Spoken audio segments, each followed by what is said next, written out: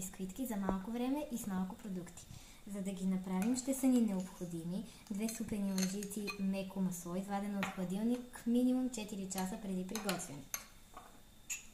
1, 2 и 3 лъжички захар.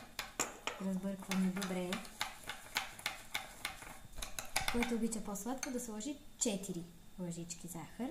Добавяме 1, 2, 3, 4 супени лъжици прясно мляко. 1, 2, 3 супени лъжици брашно.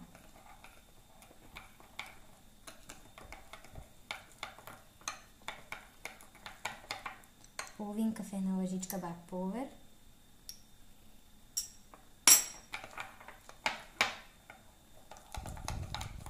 Разбъркваме много добре. Ако е необходимо, добавяме още една чайна лъжичка брашно. Разбъркваме отново.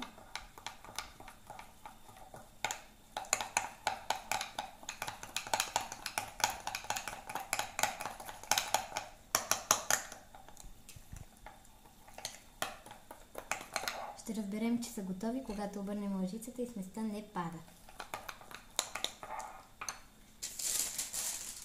След това оформяме 9-10 малки бисквитки върху хартия за печене. Не я поръсваме с брашно.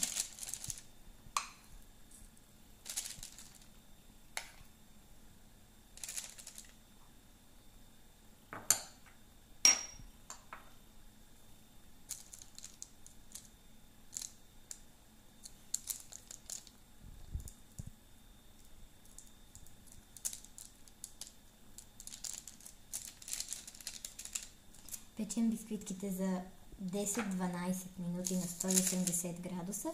След изпичане ги изваждаме и ги отлепваме от хартия. След 30 минути охлаждане са напълно готови.